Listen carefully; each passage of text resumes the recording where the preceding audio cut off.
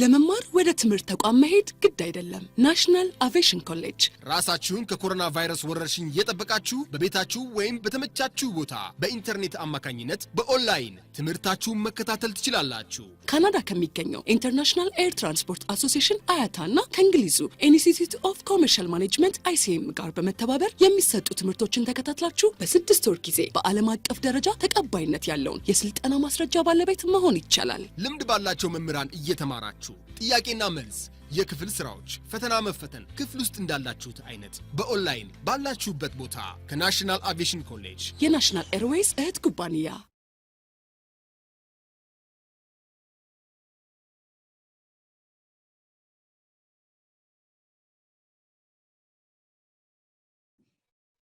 Okay, now we can start the teaching learning process. Okay, first let me introduce myself. My name is Mehret. I'm your logic and critical thinking instructor.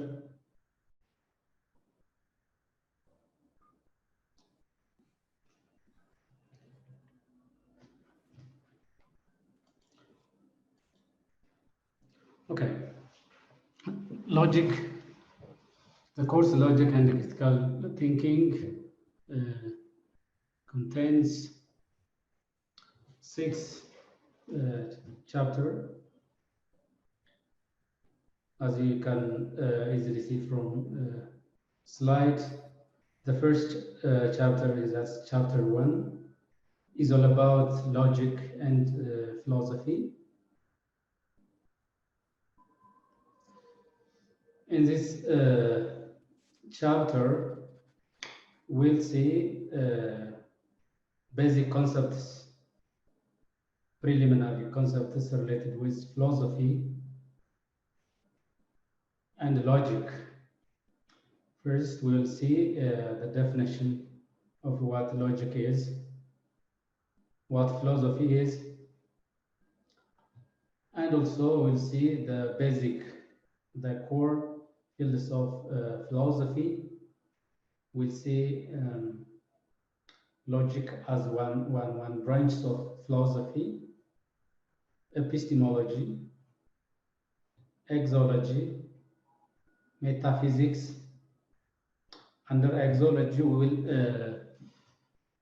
we'll discuss about ethics in general, the different types of ethics or the categories of ethics, and we'll also see the social or political philosophy as one branch of philosophy, and aesthetics. The second chapter is all about the basic concept of logic. In this chapter, we'll see first what logic is again, what logic is all about, and also we'll see premises and conclusion. What premises is, what conclusion is, and also we'll see the different clauses, the inferential clause and the factual. Besides this, in chapter 2, we'll see argument in general, the different types of argument, techniques of identifying argumentative passages from non-argumentative passages. And also in this chapter, we'll look at evaluating arguments, the deductiveness, the inductiveness, the soundness, the unsoundness, the cogency and the uncogency of each different types of arguments. In chapter C, we'll look at logic and its language. In the chapter, we'll look meanings of words and terms, giving meaning for items, for words, the different types of meaning, the connotative and the denotative definition. We'll see different categories of meaning. In chapter 4, we'll see the basic concept of critical thinking.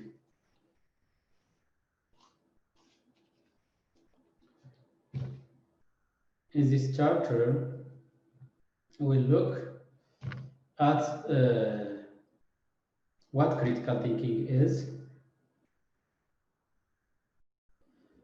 parameters or the standards or the attributes of critical thinking, principles of good argument and critical thinking in general.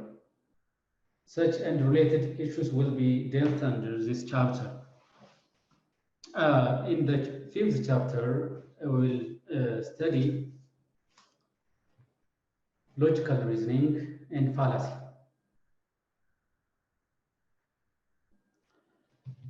Simply, fallacy is the opposite of logic. It's simply false reasoning. We'll look at the typology of fallacies, wrong reasonings, defects, different kinds of defects. The typologies can be formal and informal, but for this course, our entire discussion relies on the informal types of fallacies.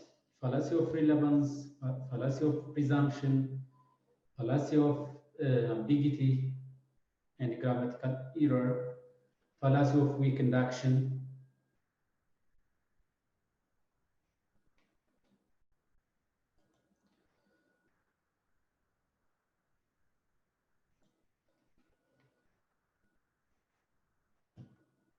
And finally, the 6th chapter is about the categorical preposition. In this, we'll see the attributes, the components, and the element of categorical preposition.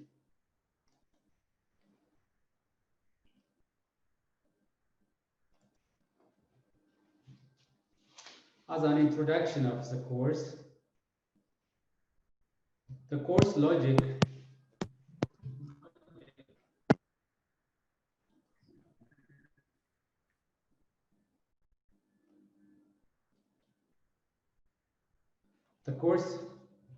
logic and critical thinking is a high-level taught course in the discipline of philosophy.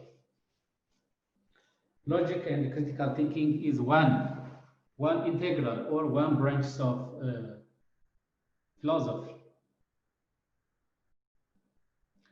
which demands or requires learners to have a kind of high-level thought.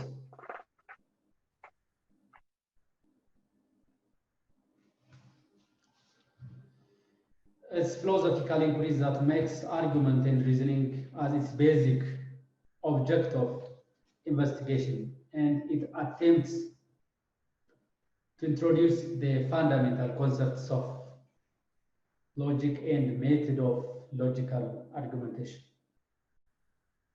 and reasoning and critical thinking. It includes the evaluation of methods by which we form our beliefs. We evaluate or with evidences and assess hypotheses and arguments, and also analyze reasoning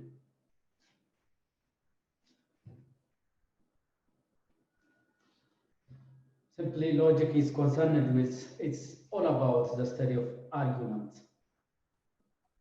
It seeks to establish the conditions under which an argument may be considered as acceptable or good. Our argument can be good. At the same times, our argument can be bad, or our argument can be strong, as well as it can be also weak, depending on the link that is established between the premises and the conclusion. If there is a kind of link or relationship between the premise and the conclusion, in which if the premise strongly supports the conclusion, or if it tries to purport to provide a kind of evidence for the conclusion, we can say that that kind of argument is good. But at the same time, our argument may not be good. It may be bad, depending on the relation between the premise and the conclusion.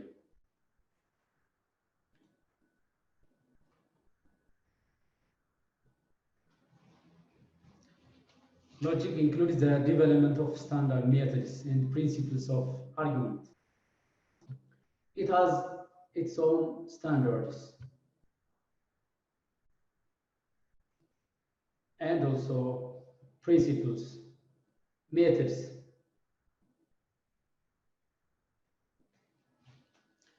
Critical thinking is an exercise, a habit, or a manner of perception and reasoning that has principle of logic and dynamically involves various reasoning skills that ought to be human approach and events of life. Critical thinking applies the logic principles.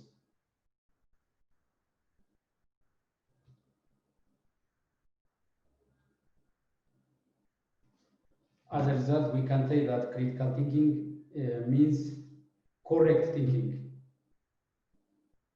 in the pursuit of relevant and reliable knowledge about the world.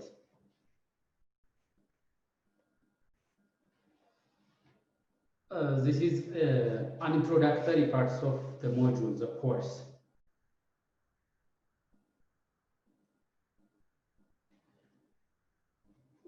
Now, let me brief you the objectives of this course.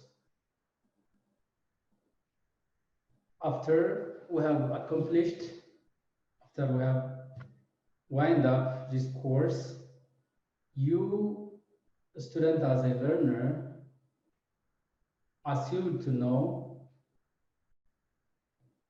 you'll understand the basic essence of an area of philosophy and the importance of learning philosophy. Second, you'll recognize the components and the types of arguments, and also you'll develop the skill that enable you to construct and evaluate the argument of your own and the arguments of others. And also you'll be able to understand the relationship between logic and language. The meaning of words, you will be able to recognize how meaning is given for terms and words.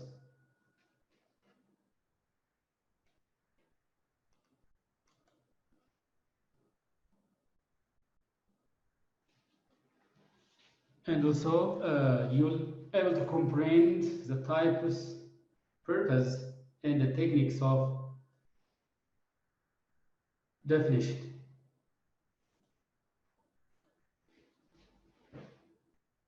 You'll be able to understand the concepts, the principles, and the criteria of critical thinking. You will also be able to understand critical thinking and develop a sensitivity to clear and accurate usage of language, and recognize the various forms of fallacy, the formal and the informal fallacy. Understand the components and the attributes and representation of categorical preposition. This is the general objective of the course.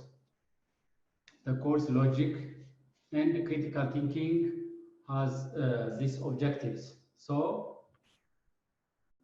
you need to bear in mind after this course, in this or accomplish, you assumed these things are known to you.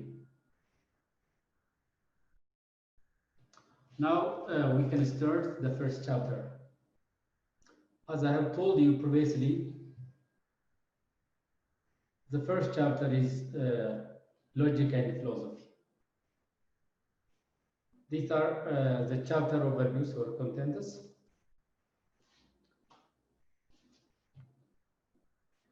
Logic can be understood in two different ways.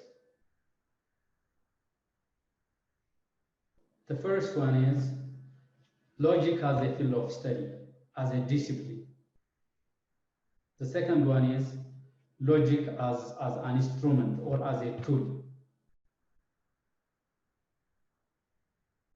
As a field of study, logic is a branch of philosophy which deals with the study of arguments and principles and methods of right reasoning. Therefore, we can say that logic as a discipline or as a field of study can be defined as the study of argument and applying principles of logic and method of right reasoning. On the other hand, it can also be understood logic as an instrument or as a tool. As an instrument, logic is something which can be used to formulate our own arguments and critically evaluate the soundness of the arguments of others. It can be our friends evaluating the soundness of our colleague arguments and any. So we can say that we can define logic simultaneously as a field of study and as a tool or as an instrument.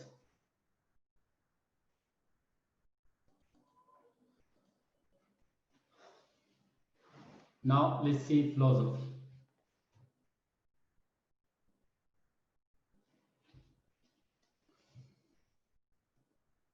We have said that logic is one part and parcel of philosophy.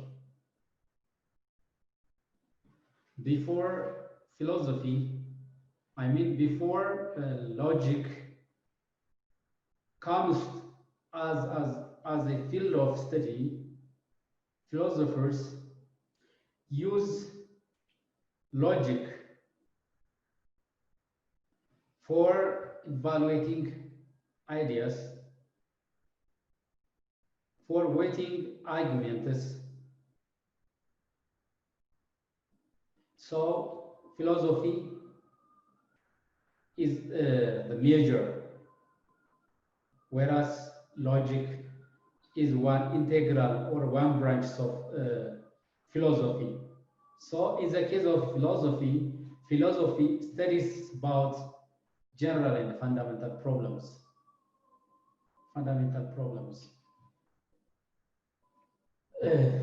Issues or problems can be about existence,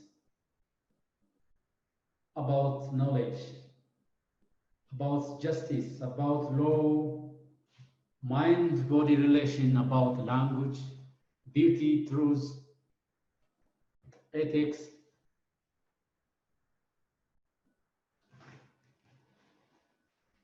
Issues dealt under philosophy are general and fundamental,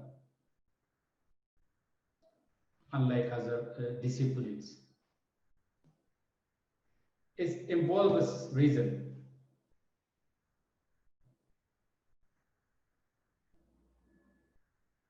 Philosophy is not relies on gut feeling.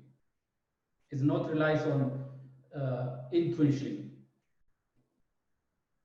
It involves reasoning. It involves evidence. It involves claim. It involves searching of the truth. And it gives a rational criticism because it looks at things in all around. It's not only look at things in a specific way.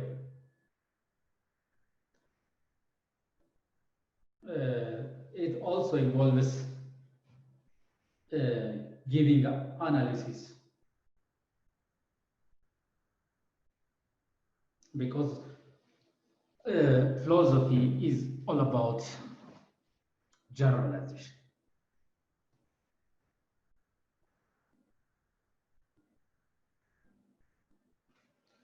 Okay, now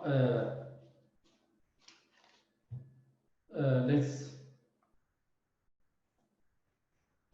look at the meaning and the nature of philosophy. I think you have a preliminary understanding of what philosophy and its nature.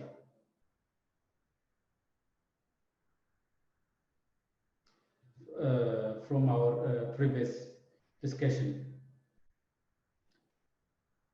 As I have told you earlier, philosophy is all about the general and fundamental problems, which means it has a universality nature.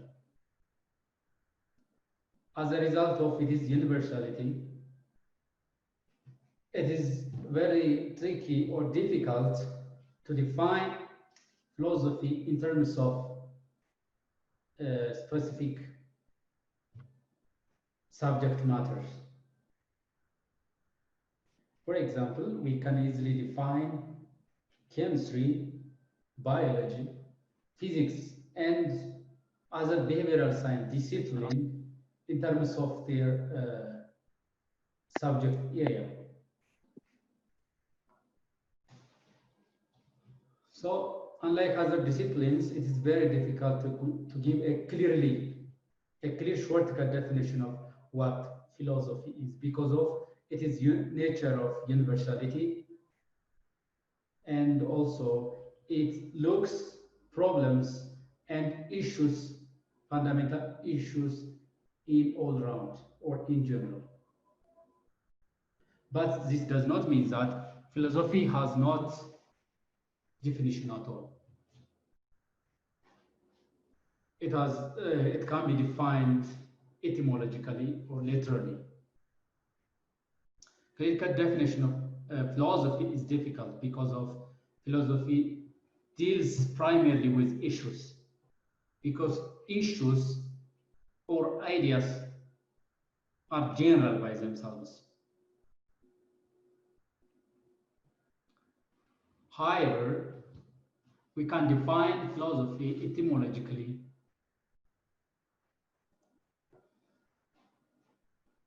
love of wisdom.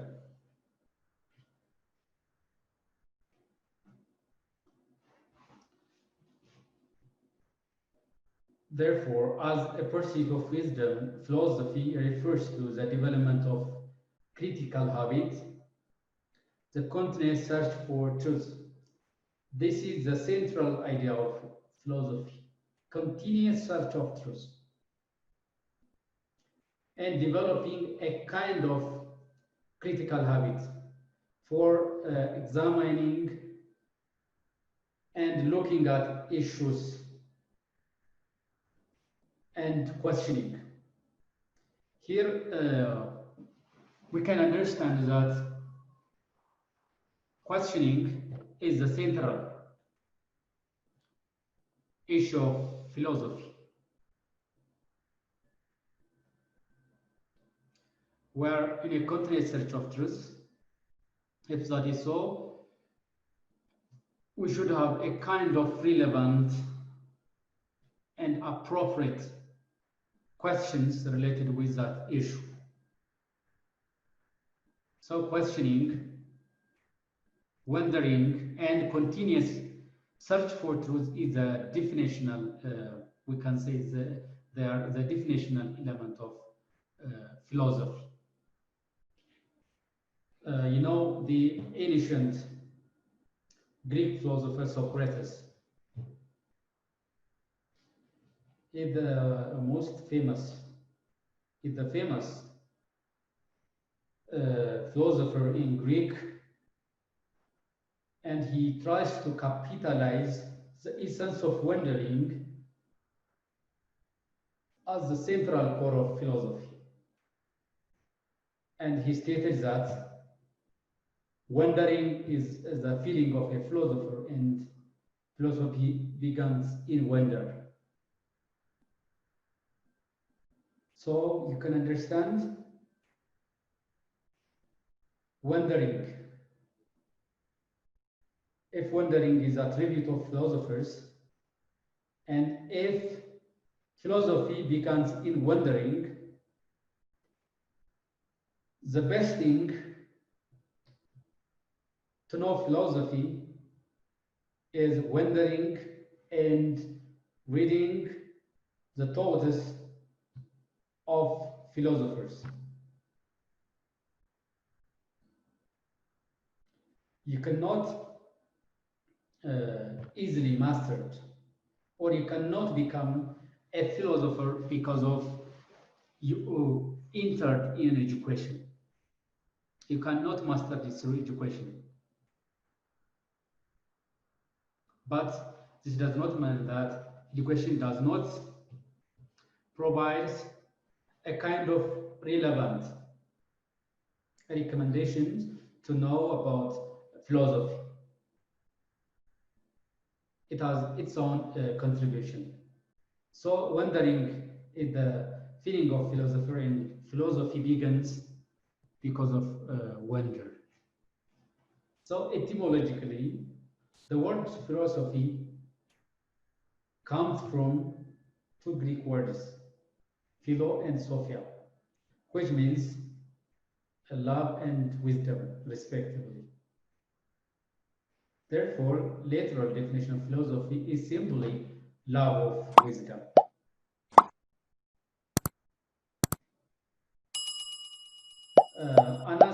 Another ancient Greek great thinker, Pythagoras, stated that he coined the word philosophy for the first time. He used the word philosophy for the first time, and he gives the name philosopher to those persons who can clearly show a kind of curiosity in things he experienced.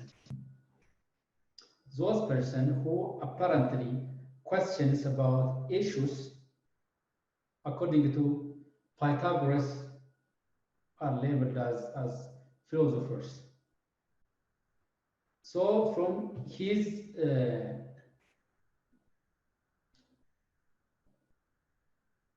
expression, we can easily understand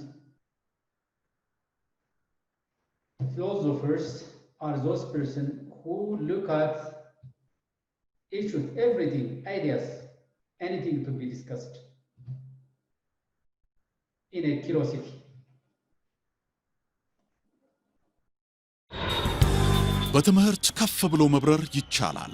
ናሽናል አቪዬሽን ኮሌጅ የናሽናል ኤርዌይስ እህት ኩባንያ ከከፍተኛ ትምህርት አግባብነትና ጥራት ኤጀንሲ ሙሉ ዕውቅናን ባገኘንባቸው በማስተርስ ዲግሪ ኤምቢኤ በስትራቴጂክ ማኔጅመንት፣ ኤምቢኤ በባንኪንግ እና ፋይናንስ፣ ኤምቢኤ በቢዝነስ ሊደርሺፕ፣ ኤምቢኤ በሪስክና ኢንሹራንስ፣ ኤምኤስሲ በኢንተርናሽናል ትሬድ እና ኢኮኖሚክስ ዘርፎች በእውቀት ለመቅረጽ የበቁ ፕሮፌሰሮቻችን አረንጓዴ መብራታቸውን አብርተዋል። በነገራችን ላይ በኬንያ ሀገር ከሚገኙ ስመጥር ዩኒቨርሲቲዎች በሚመጡ ፕሮፌሰሮች የትኩረት መስክ ትምህርቶቹ መሰጠታቸው ልዩ ያደርገናል። በምርጥ የትምህርት ስርዓት የተገነባው ናሽናል አቪዬሽን ኮሌጅ በመጀመሪያ ዲግሪ በአቪዬሽን ማኔጅመንት፣ በሆቴል ማኔጅመንት፣ በአካውንቲንግና ፋይናንስ፣ በማርኬቲንግ ማኔጅመንት አስተማማኝ ትምህርት ይገቢውና ራስዎንና ሀገሮን ይለውጡ። አድራሻ 22 አደባባይ ወደ ሾላ በሚወስደው መንገድ ላይ ናሽናል አቪዬሽን ኮሌጅ የናሽናል ኤርዌይስ እህት ኩባንያ ህልሞን እውን ያደርጋል። has both constructive and critical side. We can understand philosophy from these two sides, from the constructive and from critical side. The first one, that is the critical side of philosophy, it tries to formulate a rational defensible answer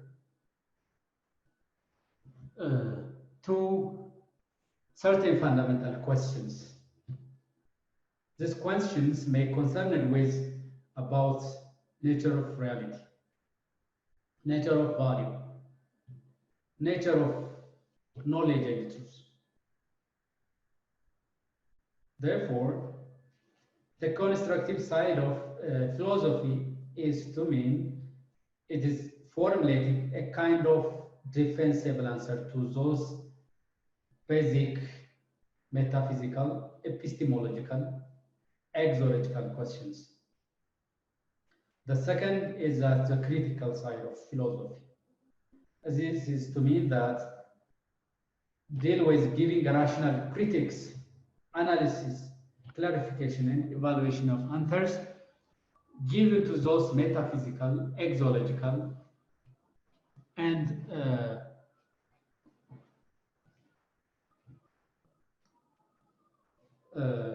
epistemological and metaphysical questions. As I have told you previously, philosophy is an activity that you can master it. It's not something that can be easily mastered or learned through formal education, like school, in religious institution, and other forms of learning.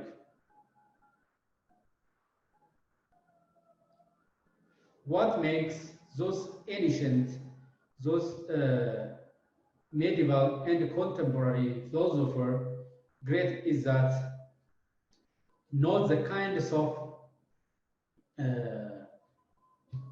answer they produce. It's because of their outstanding ability to philosophize. So simply answering a kind of correct answer for questions is not a guarantee to become a philosopher. The most important thing is that having a kind of outstanding ability to look at things in curiosity and scrutinize issues in all round. So you as a student is not supposed to become a philosopher because of you are getting educated through formal education. It's simply to let you develop a kind of philosophical inquiry.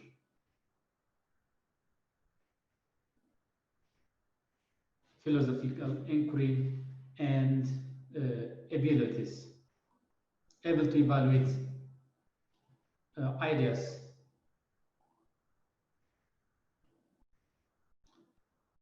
This is the basic and preliminary concept of philosophy. Now, let us discuss about, as I have clearly told you previously, philosophy has its own silent, it has its own unique feature than other disciplines. So let us now look at those silent or unique features that distinguish philosophy from other academic disciplines. The first one is philosophy is a set of views or beliefs about life and the universe, which are often held uncritical. I think you all have experienced these features of philosophy. I think you are hearing a person who is saying, "This is my philosophy." When a person says, "This is my philosophy," simply he's showing or he's telling us his informal personal attitude about that issue being discussed.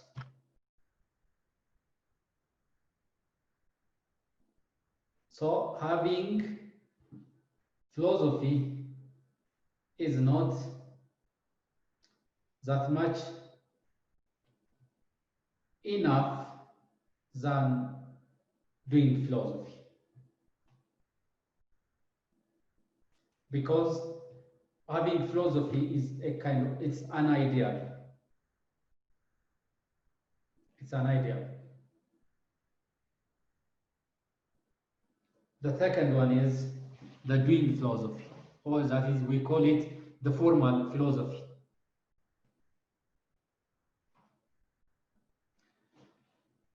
Philosophy is a process of reflecting on, criticizing almost deeply held conception and beliefs. In the above, we have said that those views and beliefs about ourselves and the universe in general are held uncritical. They are simply informal personal attitudes or feelings. In the second one, the formal philosophy is a process of reflecting and criticizing our most held conception and belief. Of course, having philosophy and doing philosophy cannot be treated entirely as independent of each other. They reinforce each other. Without having a philosophy, we cannot do a philosophy. Without having a kind of informal personal attitude about issues being discussed, we cannot reflect or criticize deeply our conception on those beliefs and attitudes. So we cannot entirely look at this having and doing philosophy independent of each other. But having philosophy is not a sufficient condition for doing philosophy. For example, you students have your own philosophy, have your own informal personal attitude about issues, about ideas. But this does not make you're a philosopher, or does not make you are doing a philosophy.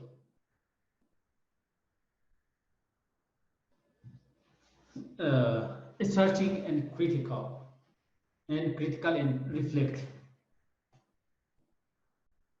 Let me give you one example here. There are people who have an accumulation of knowledge, who have an ample knowledge, ample idea about an issue, but this does not make them to understand and analyze issues in different angles. They simply have a collection or a combination of knowledge, but they might not be able to internalize and use this accumulation of knowledge for a different purpose by understanding the essence of those collected knowledge. So only having an accumulation of knowledge does not make you a philosopher. It demands a critical evaluation of issues. It's reflective, searching.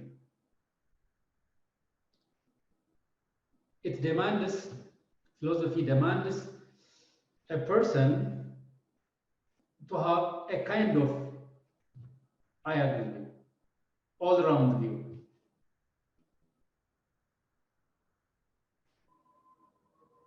Tolerant, open-minded, able to scrutinize and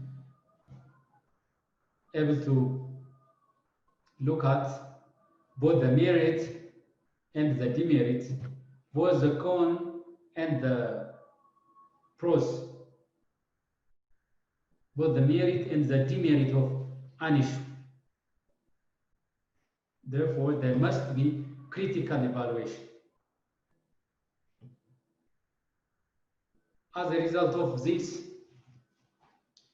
philosophers and others like theologists, scientists, artists, and other specializations experience difference. That difference might be because of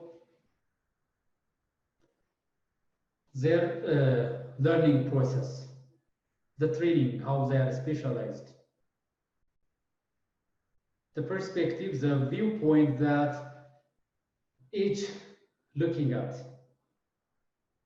and the nature of things and completeness. This is the second features of philosophy. The second, I think the third one is philosophy is a rational attempt to look at the world as a whole. Philosophy seeks to combine the combination of the various sciences and human experience.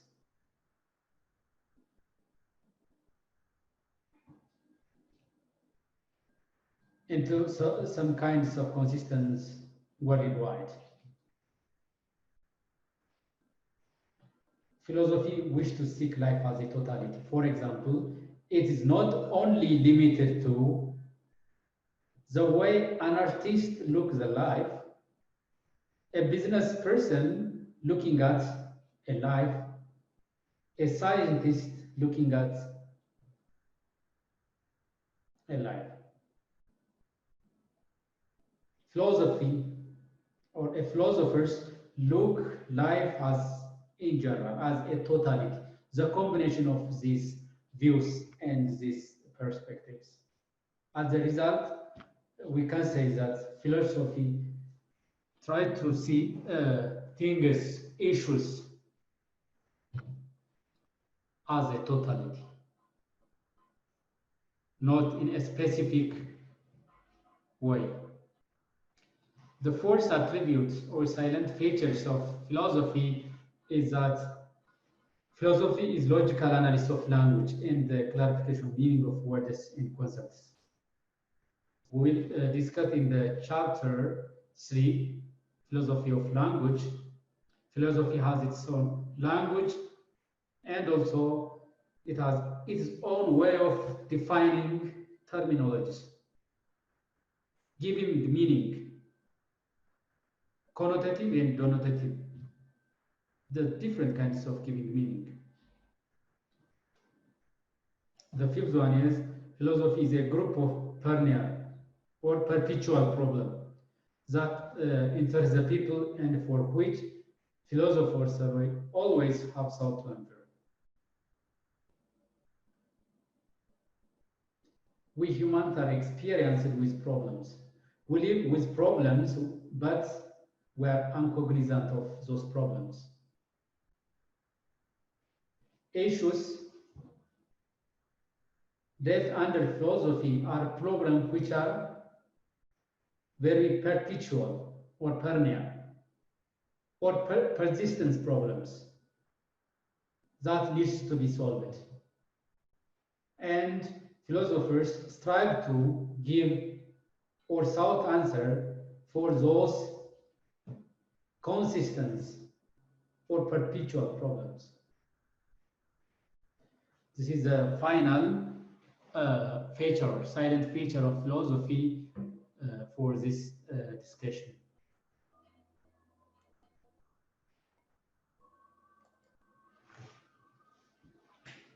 Now we can move to the core fields of philosophy.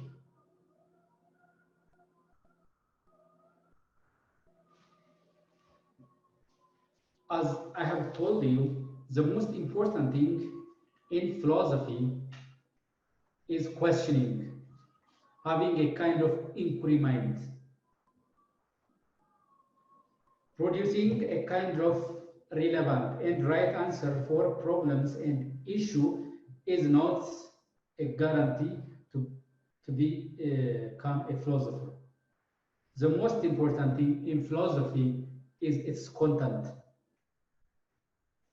So the content of philosophy is better seen as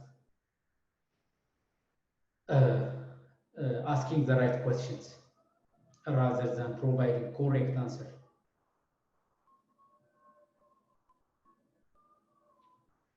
No matter the product, the produced output is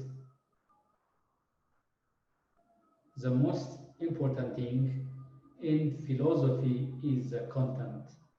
Content here means the way how we raise questions about issues, ideas.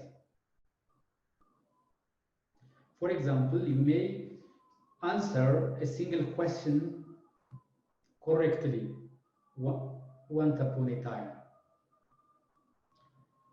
But this will not help you for your future way of answering. What is important for you is that the way how you reach to answer the question, the way how you think to answer that question.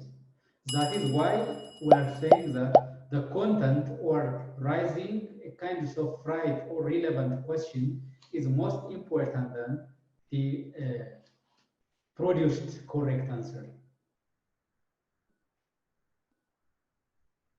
Here, right means meaningful and relevant. The kinds of questions that people really want to be answered, that will make difference in how they live and work. The answer must provide, the solution must provide a kind of really a kind of move from our previous conditions.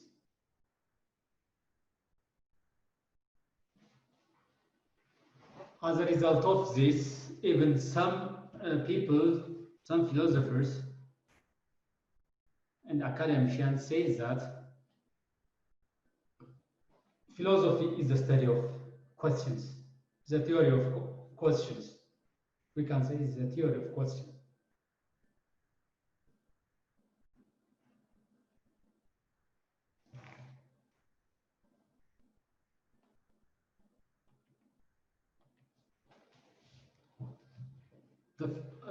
In this discussion, there are around 4 core branches or fields of philosophy. The first one is metaphysics. The second one is epistemology. The third one is axology. Under axology, we see ethics, aesthetics, social and political philosophy. Now that is the first branch of philosophy, that is metaphysics. Metaphysics deals with study of nature of reality or existence. Etymologically, here don't be confused, the word etymological definition we will discuss in chapter 3, but for not confusing you, etymological definition means giving a definition for terms and words depending on their origin, how they developed from their very outset. So etymologically, the term metaphysics derived from the word meta, which means beyond, upon, or after, and physica, which means physics. The combination of these two Greek words give us metaphysics, means it's after physics, or simply it is the study of reality and existence. In general, metaphysics deal with issues related with eternity, reality, God, freedom, soul, immortality, and eternity, the mind-body problem, cause and effect relationship, and other related issues.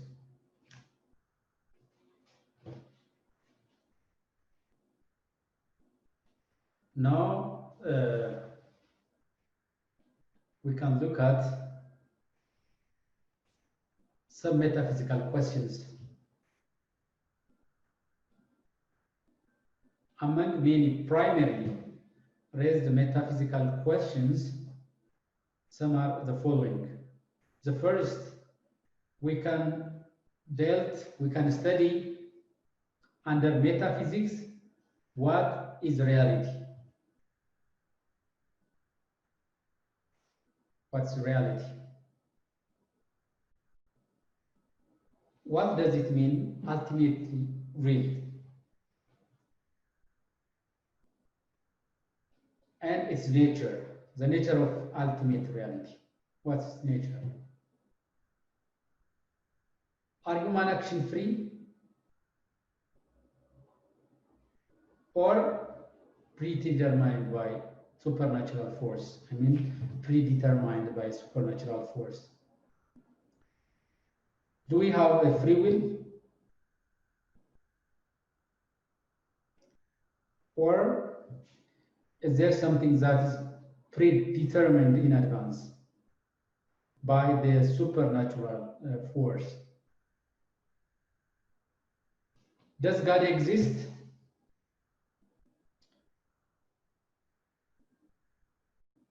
By the way, this is an introductory part. It's typically a philosophical questions. So don't be, don't worry, okay? Don't be confused. It is to mean that such question can be dealt under metaphysical categories of philosophy. Does God exist? This is the first question. If God exists, how many gods are there? We may raise this question. One God, many gods? It's very tricky and very philosophical. And can we prove that God exists?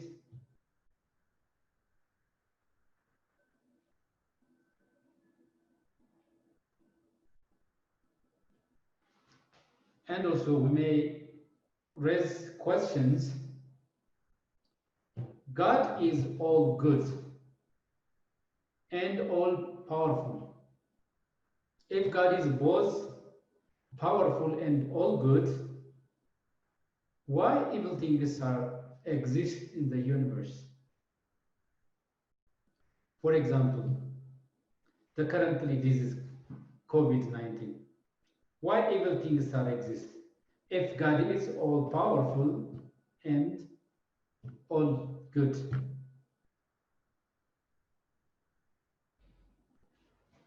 What is the attribute of God, the attributes of God? The omniscient, the omnipotent, the omnipresent. How can we sure of that reality? What is human being? Is human being a thinking mind or a perceptual body?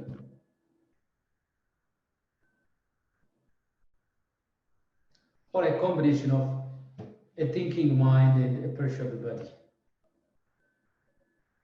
Such like questions can be dealt under metaphysical philosophy.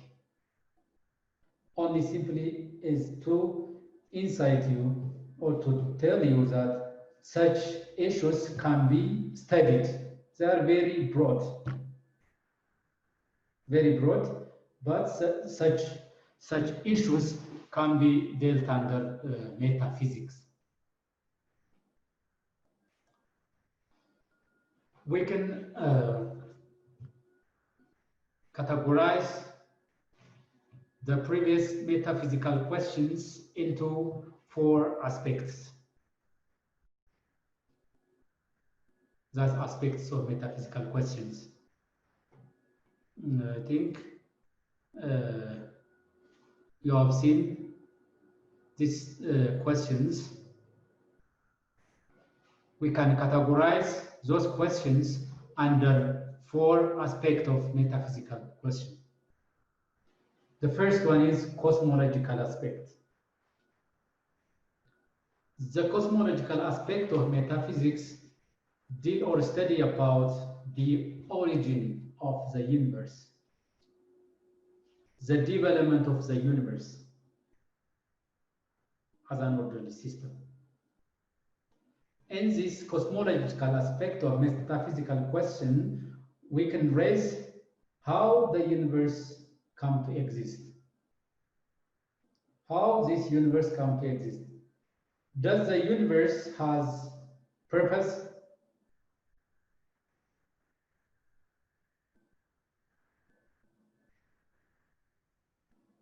So we can raise the origin, the nature, and the development of the universe. Such questions are categorized under the cosmological aspect of metaphysics. The second aspect of metaphysical question is the theological aspect.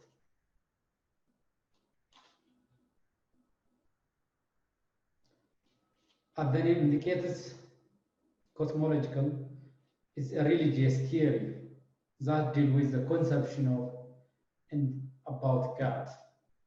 As I told you, in this aspect, we can raise questions like, does God exist? If exists, how many? How can we prove whether God exists or not? The attributes of God, the omnipotent, the omnipresence, and the sent God. We can raise those religious questions. Typically, they are entirely focused on question of religion, theology.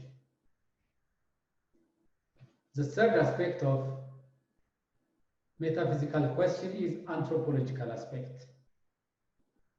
These aspects of metaphysics deals with the study of human beings. Do we have a free will as a human being? Do we have a free will?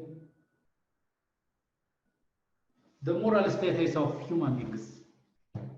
Does a person or a human being is born necessarily evil or good?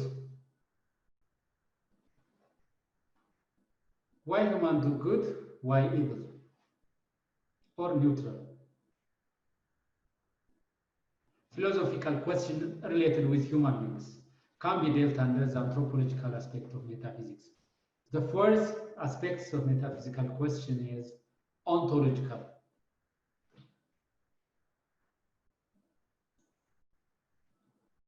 The study of nature of existence.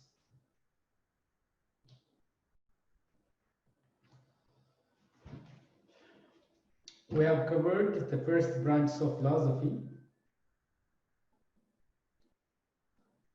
Now we can move to the second branch of philosophy, that is epistemology.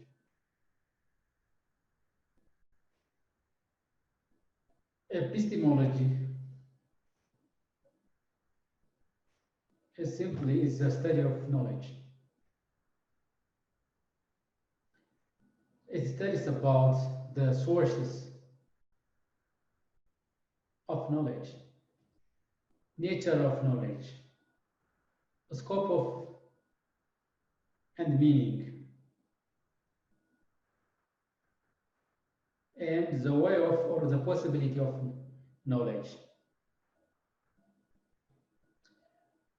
Etymologically, the word epistemology has been derived from the Greek word epistem, meaning knowledge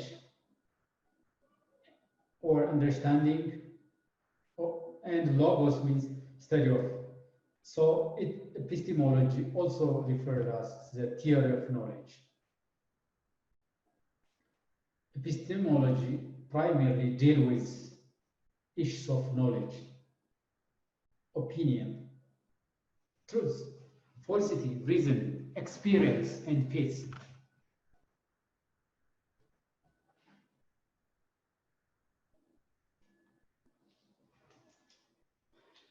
Here are questions, epistemological questions. We have seen kinds of questions that can be dealt or studied under metaphysics. Now, let us look at those questions that can be dealt under epistemology. The first question that can be dealt under is, what is knowledge itself? What does it mean to know? And the different sources. There are different sources of knowledge, experience, reason, or both. We'll look at the sources of knowledge, but here such question can be dealt under epistemology. How can we be sure of that we perceive through our senses is correct? How much we trust our eye?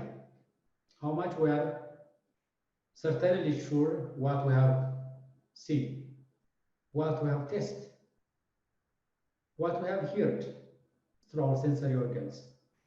How can we be sure about that thing? These are the questions that can be studied under.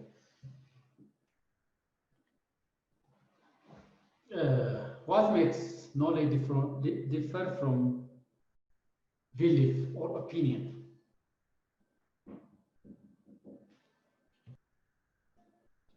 What knowledge differ from belief and opinion?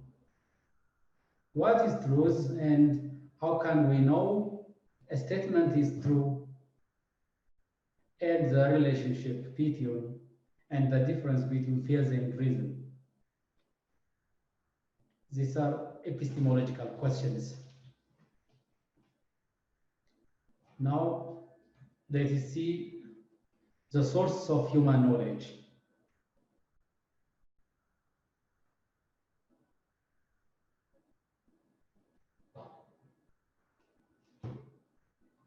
Generally, there are two sources of human knowledge. The first one is traditional. The second one is modern. The traditional source of knowledge includes stories, oral traditions, opinions, hearsay, and other kinds of knowledge which are not proven. The modern kinds of source of knowledge can be through scientific study, like research.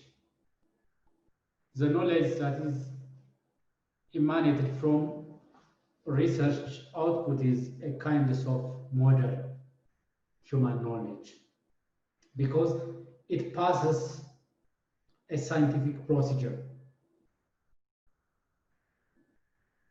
It passes the scientific analysis. So generally, we can classify the sources of human knowledge as traditional and modern. But here, for the sake of this course, let's look at the different sources of human knowledge. The first one is empiricism. This is one source of human knowledge in which knowledge is obtained through our senses. For example, we can get knowledge through our eyes, through our ear, through listening, through smell, simply by using our sense organ. The knowledge that is obtained through using our sense organ, we call it that is empiricism.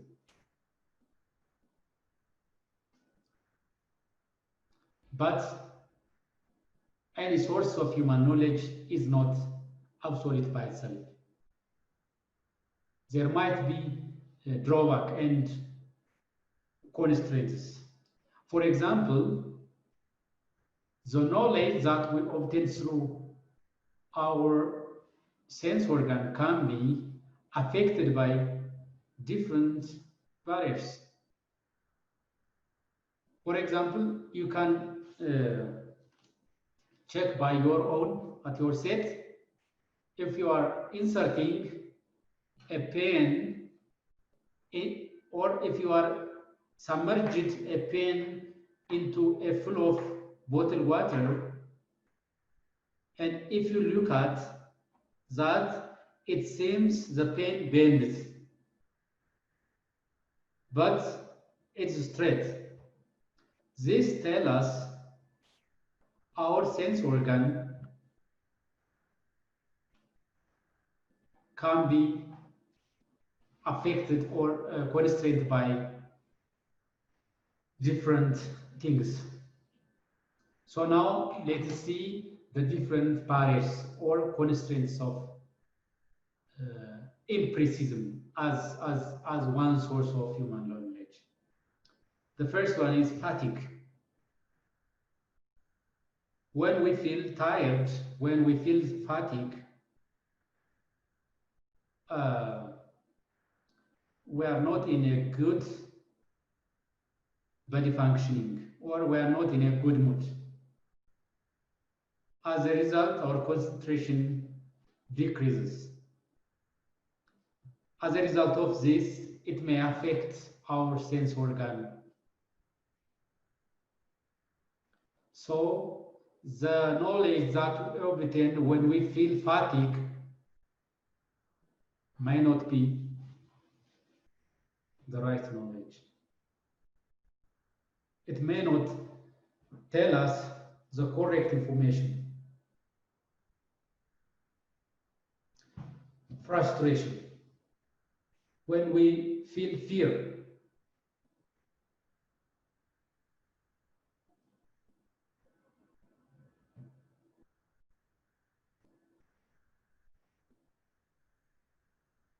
sound and light waves.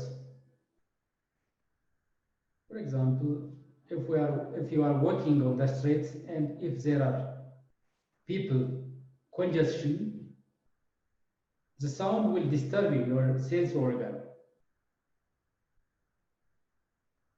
This will affect your understanding directly, or it may affect your communication. Illness, when you get ill, sick, your sense organ may not function well.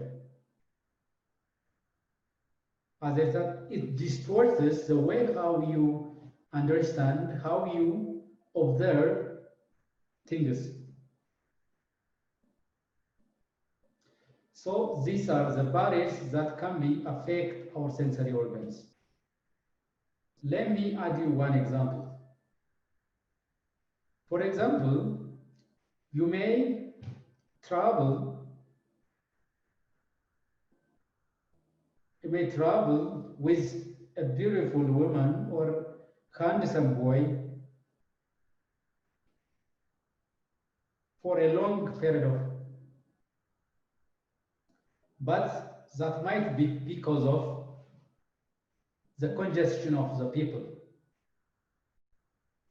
Unfortunately, you may teach her or him because of the inconvenience. But for those who are observing you outside, may mislead understand you. If, for example, if she is get married, and if unfortunately her husband working with a person, he may understand she is in love with him. But this might not be the case. They moved together not because of she was in love with him, because of the inconvenience of the road and the congestion of the people. This tells us her husband looked at the situation, but that is not the fact. Simply our sense organ may be abused. So it should be supported by our reasoning, our rationality. That is the second source of human knowledge. Rationalism, humans' power of thought, and the mind's contribution of knowledge. Even those knowledge emanated through using our sense organ must be processed through our mind. Simply the mind contribution of knowledge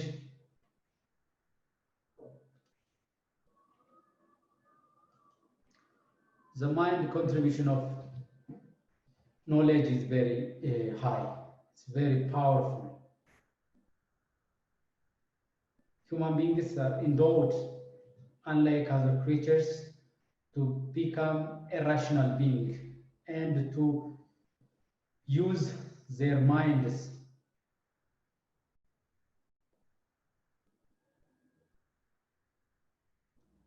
The other or the third source of knowledge is intuition.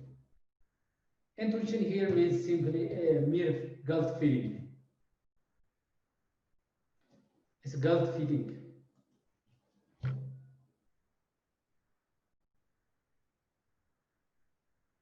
The direct apprehension of knowledge that is not derived from our conscious reasoning or immediate sense perception.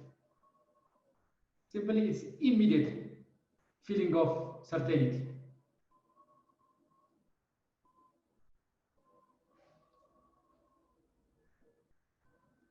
So if it is not supported, of course, sometimes when we are unknown about something, our gut feeling may tell us some facts intuitively.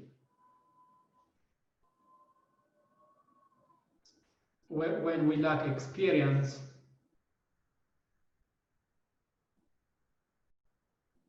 this source of knowledge help us paramountly.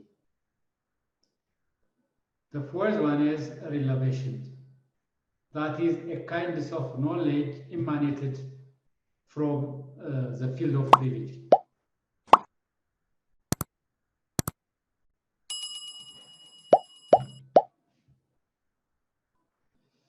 The other source of human knowledge is authority.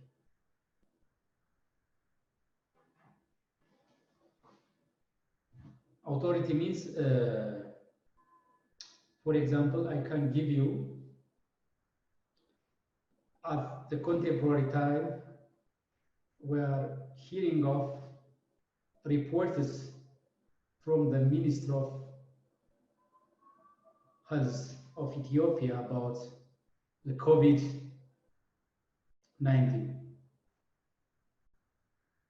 This report is an expert report. It's an expert report. Their legitimate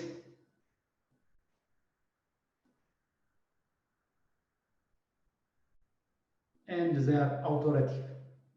They have authority. So the knowledge, the source of knowledge can be authority.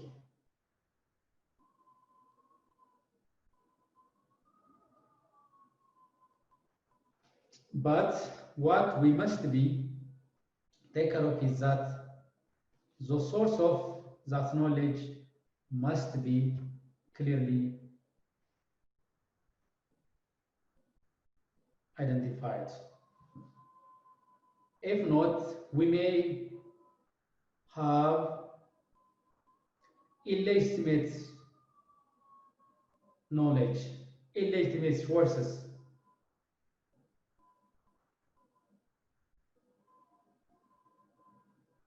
For example, we are hearing of some exaggerations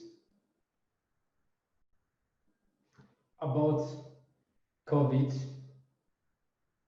but those sources are totally illegitimate and unauthoritative.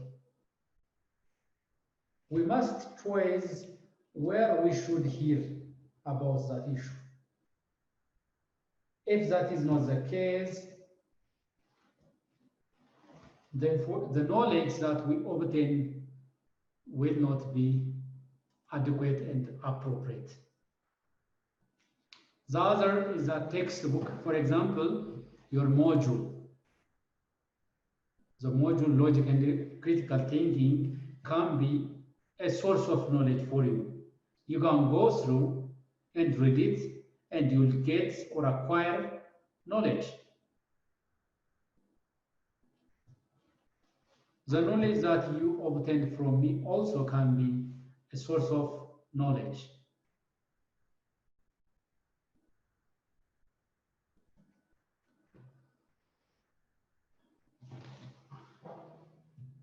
Generally, each sources of human knowledge are not complete by themselves. Therefore, we must use in a combination of the above listed sources of human knowledge. And also, we need to look at the barriers behind those sources of human knowledge.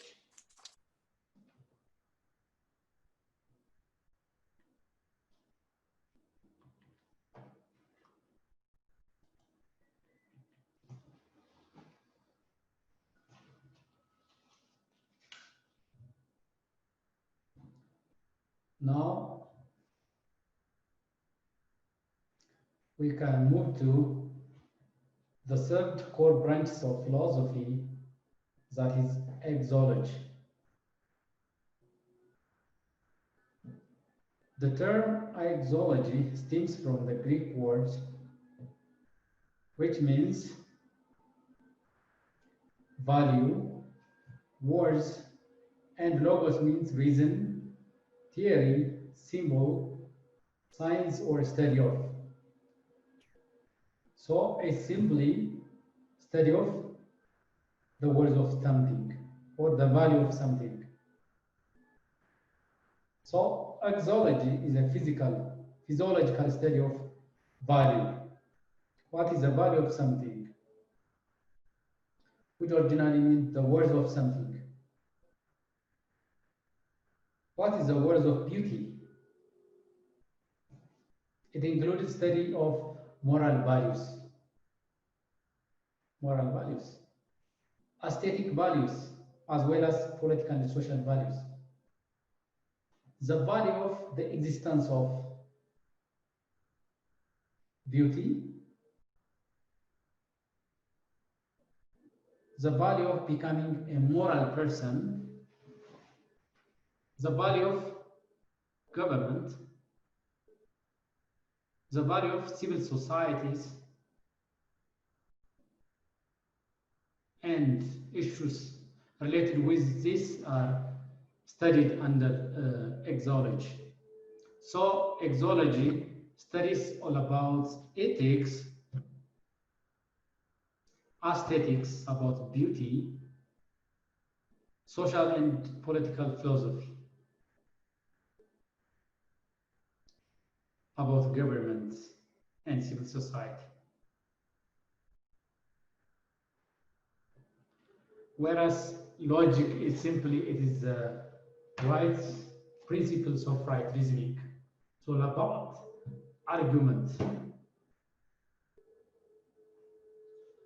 and applying the methods, principles, standards of argument.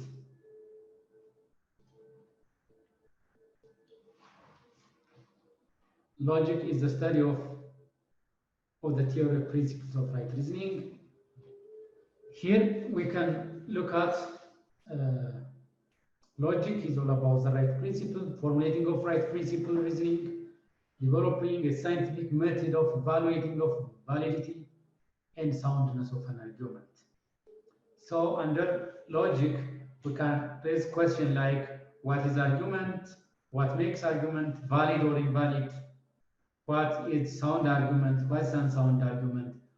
What's the relation between the premises and the conclusion?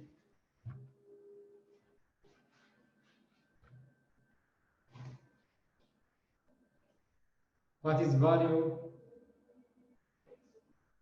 Where do value come from? How do we justify our values? How do we know what is valuable?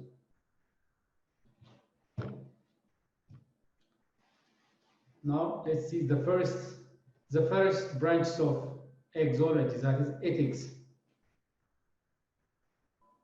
Ethics is simply, it is the study of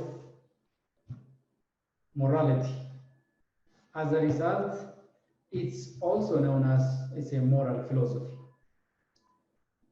Ethics is a systematic study of morality.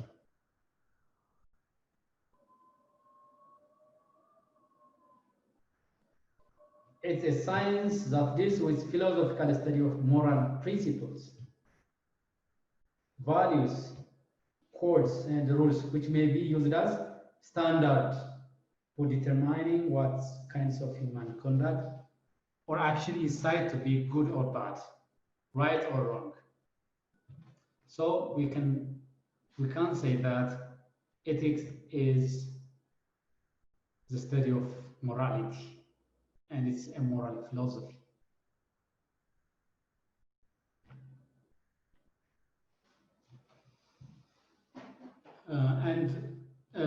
There are three categories of ethics, or the branches of ethics. The first one is normative ethics. The second one is metaethics, and the third one is applied ethics. When we say normative ethics, it refers to the ethical studies that attempts to study and determine precisely the moral values, principles, standards, and goals by which human beings evaluate and judge the moral value of their conduct, action, and decision. Whereas meta-ethics is simply, it's a technical term, or a technical branch of ethics that deals with the meaning of ethical terms. For example, the meaning of what is fidelity, what's honesty, the meaning of honesty. That's meta-ethics. Applied ethics is a normative ethics that attempt to explain, justify, and apply moral rules, principles, standards, and position to specific moral problems, such as capital punishment, anesthesia, abortion, adultery, animal rights, and so on. Here in applied ethics, controversial issues like adultery and developmental rights like animal rights. For example, in some nations, in some states, capital punishment may be legalized. In some countries, it may be forbidden. So it becomes very controversial. In relation with applied ethics, it tried to explain this controversy and difference and justify and apply those moral rules and principles to this capital punishment problem.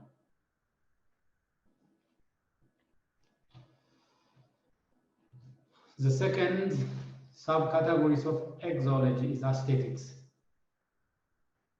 Aesthetics is a theory of beauty. It studies about the particular value or the artistic and aesthetic experience. It deals with beauty, art, enjoyment, emotional value, perceptions, matter like taste, sentiments. Here is about beauty. Is beauty internal or external?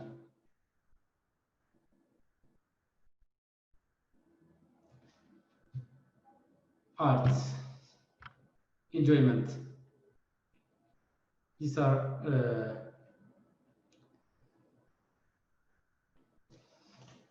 the subcategories of axology, social and political philosophy.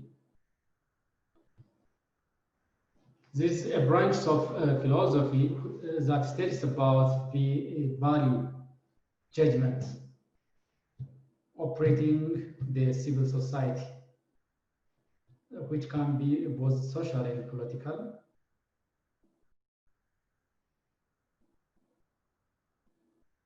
For example, we can raise major social and political questions. What forms of government is best? Is parliamentary the best forms of government? Is presidential forms of government is best? Or is a hybrid forms of government is best? What forms of government is best? What economic system is best? Is command economy system or free market or the mercantilist or the protectionist economic system is best? What is justice? What is lawful and unlawful?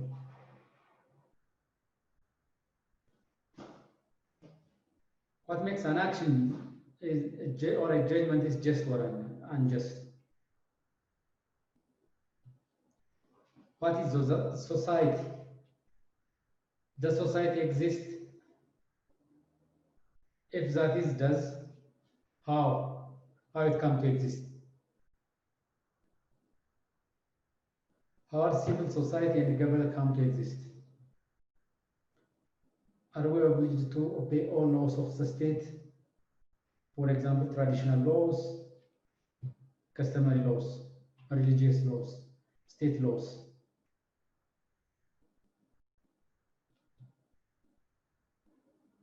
Are we obliged? What if we do not obey laws? For example, if we do not obey the state law, or the customary law, or religious law?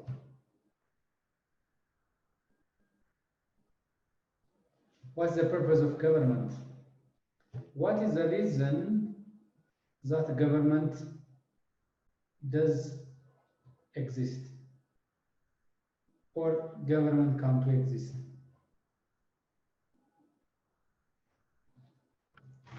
These are the major social and political philosophical questions. The last but not the least, the last topic in this session is the importance of learning philosophy.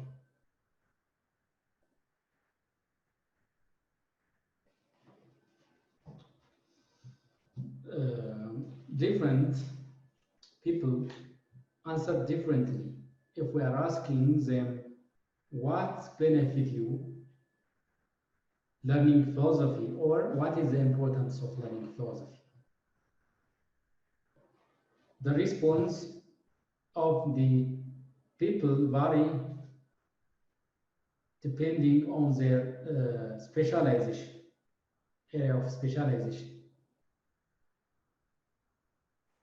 For example, if we ask a student of philosophy, if we ask him what is the importance of learning philosophy, he may tell us or reply,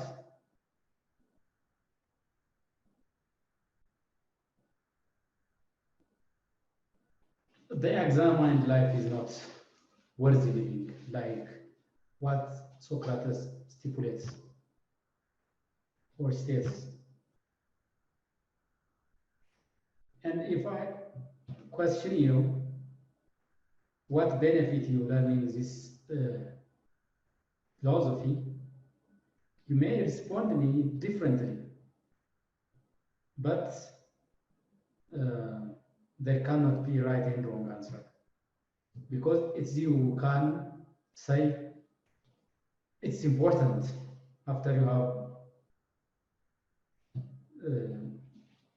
teach it, after you have learning it. It depends on you. But let us see some recommended importance of learning philosophy.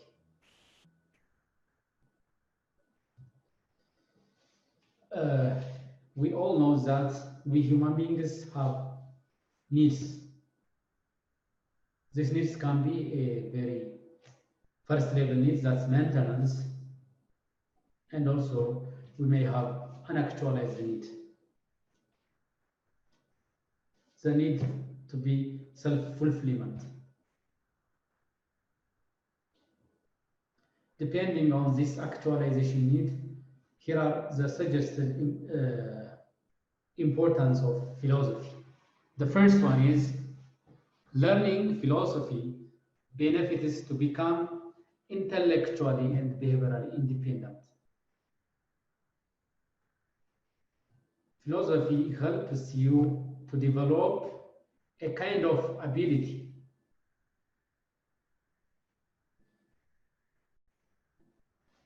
that develop your own opinions, your own beliefs, and your own say.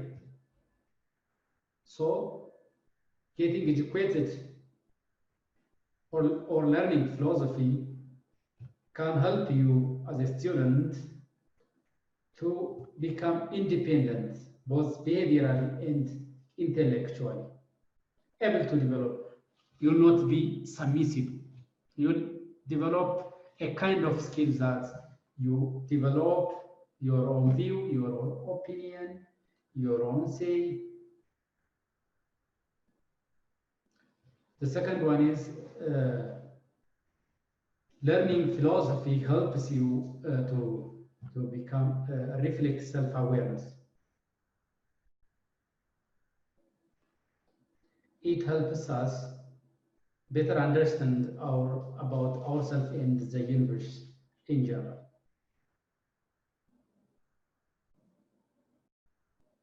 If we are not in a position of understanding ourselves and the universe, we will not have a kind of self-awareness, reflective self-awareness about us.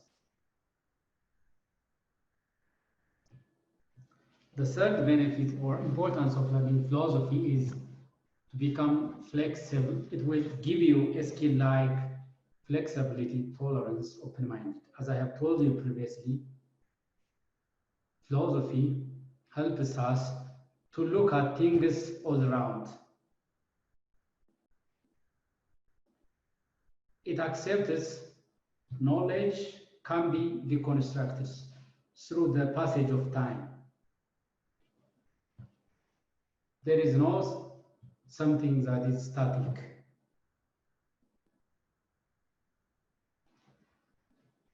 Things are changed from time to time, from place to place.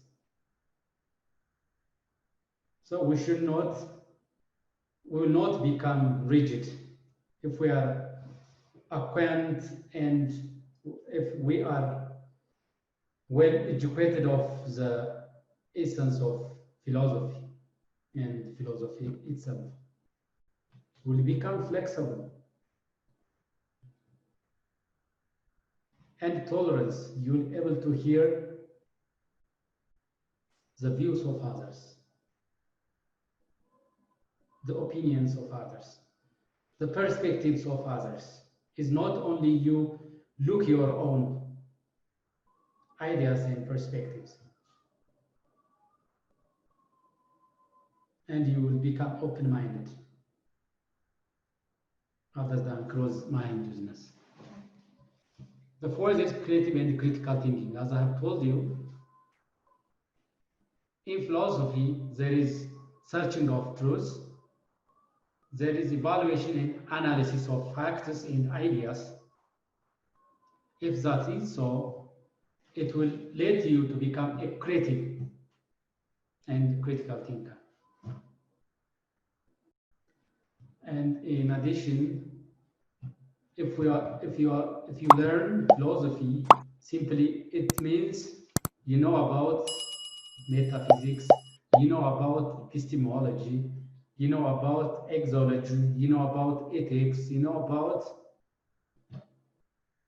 social and political philosophy. If that is so, you will conceptualize and well thought about these issues. And finally, it will help you and it helps us to deal with uncertainty of living. I've told you, things are changed drastically. There is no static thing. Philosophy understand this notion.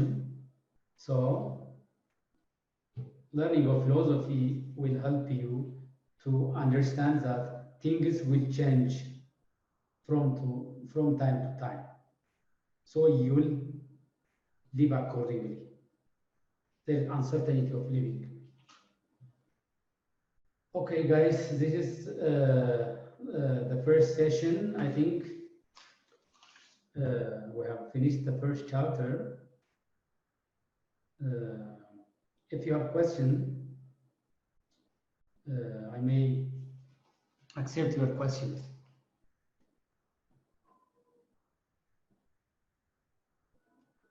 Question? ልዩነት መፍጠር ዓላማችን ነው። ዓለም አቀፍ ተወዳዳሪ መሆን አለባችሁ። የናሽናል ኤርዌይስ እህት ኩባንያ ናሽናል አቪዬሽን ኮሌጅ ጥራትና ደረጃውን የጠበቀ ስልጠና በመስጠት ብቁ ዜጋ እያፈራን ነው። በፍላይት ኦፕሬሽን፣ በበረራ መስተንግዶ፣ በቲኬቲንግና ሪዘርቬሽን፣ በሆቴልና ቱሪዝም ሙያዎች አሰልጥነን ተወዳዳሪ እናደርጎታለን። ኮሌጃችን ካናዳ ከሚገኘው ኢንተርናሽናል ኤር ትራንስፖርት አሶሲዬሽን አያታና ከእንግሊዙ ICM ጋር በመተባበር ዓለም አቀፍ ዕውቅና ያለው ስልጠና እየሰጠ ይገኛል። በፍላይት ኦፕሬሽን፣ በበረራ መስተንግዶ የምንሰጣቸው ስልጠና ከኢትዮጵያ ሲቪል አቪዬሽን ባለስልጣን ሙሉ ዕውቅና አለው። አድራሻ ከጎላጉል ታወር 22 አደባባይ ወደ ሾላ በሚወስደው መንገድ ላይ የናሽናል ኤርዌይስ እህት ኩባንያ ናሽናል አቪዬሽን ኮሌጅ ህልሞን እውን ያደርጋል።